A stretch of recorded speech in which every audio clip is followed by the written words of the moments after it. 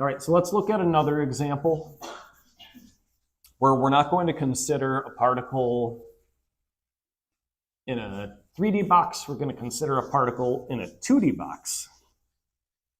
I know. But we can use a lot of the stuff we know from the 3D box to relate what we're going to see. So you guys have a lot more intuition about these systems than you think you know. Let's check it out. So question, what would the wave function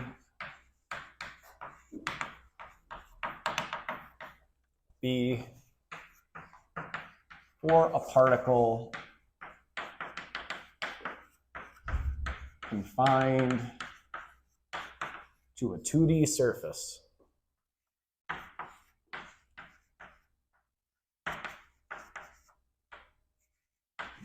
Be given.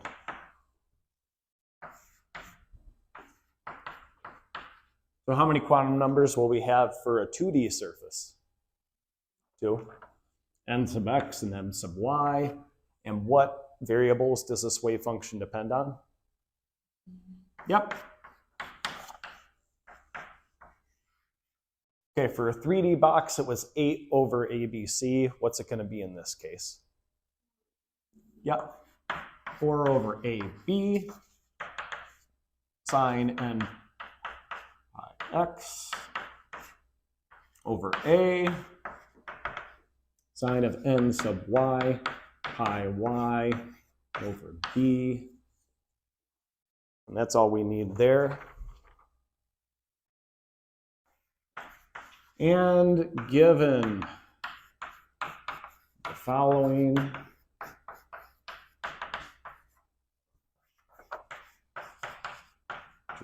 plots,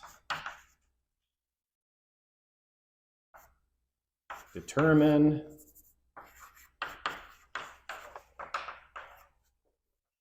the wave function for each system.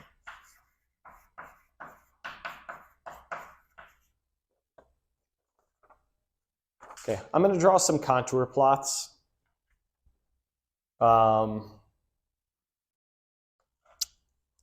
Let's do red and blue. Which one do you want to be positive? Red or blue? Red? Okay, that works for me. We got the following.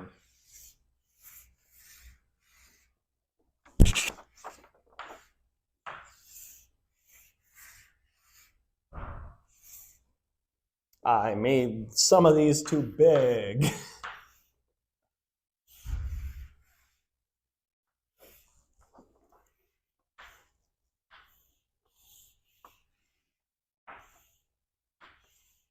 We're not done yet. Do you guys know what contour plots are? Okay. Do you know what topographic maps are? Like if you go to climb a mountain, and like for example, if you saw a map that looks like that, what does that mean? Yep, different elevations. So that could mean either a mountain or a deep valley, right? Like typically there's numbers along here.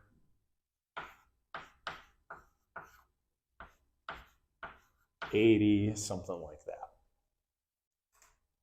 Those are also known as contour plots or contour maps. Everybody is semi-familiar with that? Okay. Now, we said red was positive, but we'll indicate positives with a plus 2.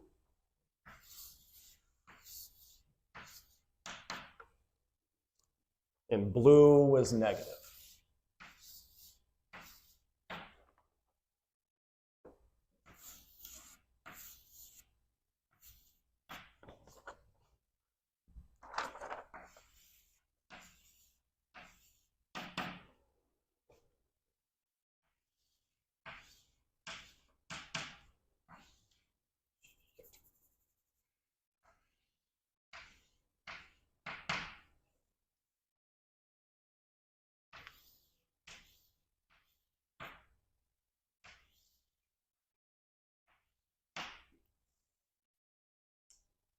Okay.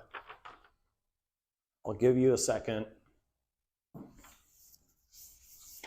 to scramble that down.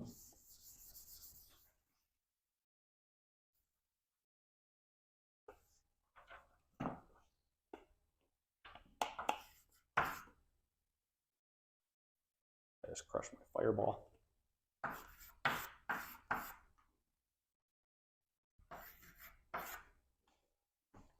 Hopefully it didn't bust a tooth that way. Oh yeah, there's the future dentist in the room. You gotta be like, what the hell are you doing? It's like my mom loves Swedish fish, and she broke or pulled one of her fillings out with a Swedish fish. And the dentist at the time, guy in town, Dr. Doherty, he was like, what's a Swedish fish? Didn't even know. Mm-hmm. That disgusted with candy. Okay. The positive and the negatives, they're indicating a change in sign of the wave function, right? This is on a two-dimensional plane, and I want you to think about this in terms of 1Ds. I guess I should have also stated that B goes this way, A goes that way. If I do that, this problem is much harder or ambiguous.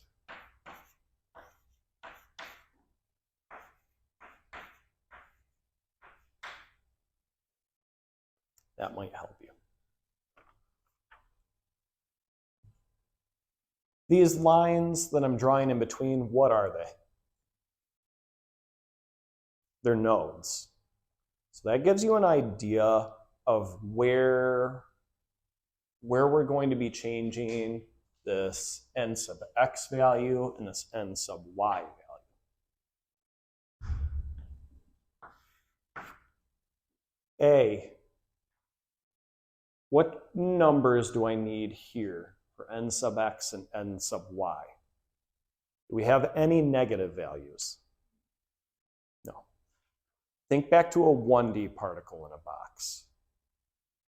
Or if you have your notes, flip back to where we were drawing out the wave functions of a 1D particle in a box. It was before we got into all this 3D junk.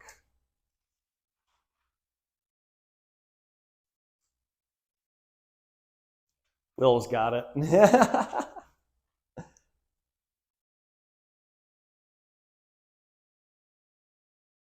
If we look at it just in this direction, slice this thing through the center, what will the value of n sub x be? Right? What about y? Yep. Because there are no nodes in the x direction or in the y direction, right? So what does this wave function look like then?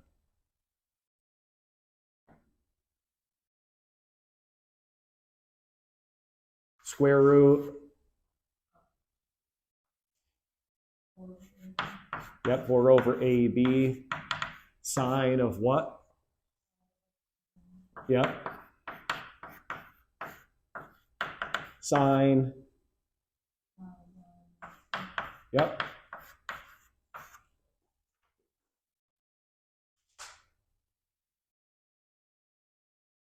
Okay.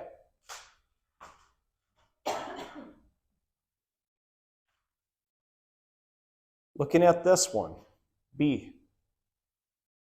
Are there any nodes in the y direction? No. Are there any nodes in the x direction? How many nodes do we have? Okay. So, just one. What are the numbers, the subscripts that are going to go here? Yep, 2 and 1. What's the wave function look like?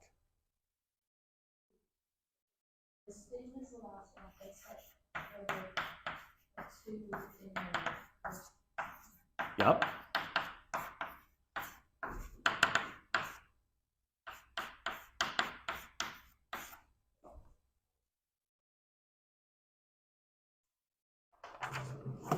Okay, what about C?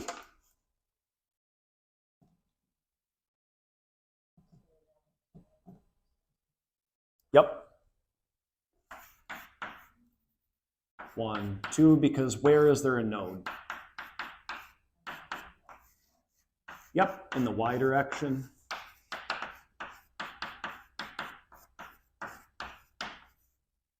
Sine 2 pi.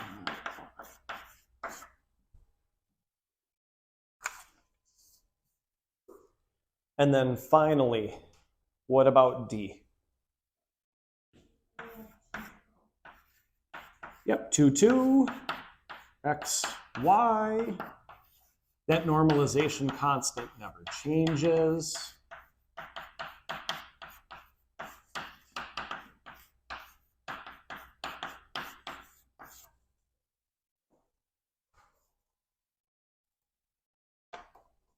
Okay.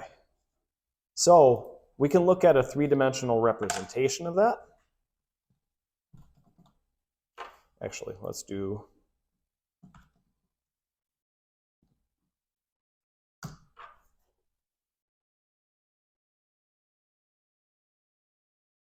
try to turn down the lights so you can see it.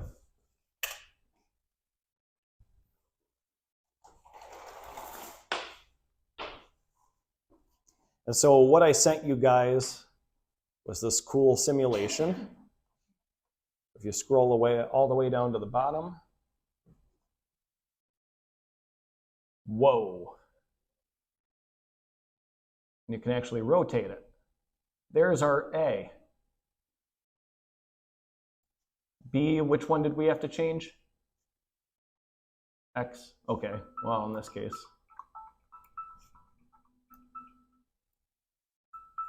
I don't know why I have it labeled. Oh, that is an X. It just looks like a Z to me. Go to 2, damn it.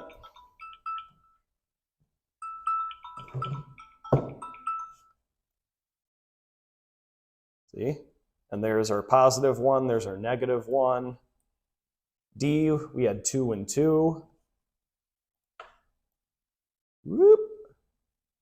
There we go. Let's get weird. 6 and 12. Oh, I capped it out at 3. Never mind, this thing only goes to 3. So you can see that visualization. Yep. And now those nodes, ooh, it's going to be rotating. Oh, no. Well, we're here forever. Sorry. Well, I've given you something to stare at over the weekend. Okay. So check that out, visualize it, try to understand what's going on there. And the kind of cool thing is these shapes, you can look at a very similar thing for a particle in a 3D box. And when you look at that, you sort of get those shapes that you see for the S, the P, and the D orbitals. All right, are there any questions about that? Know how to do that? That is always a question on the ACS exam, and it's super easy if you know to just look at how many nodes you need in so many directions. Yep, they'll give you a contour plot and say, figure it out. Okay, are there any questions at all? Okay.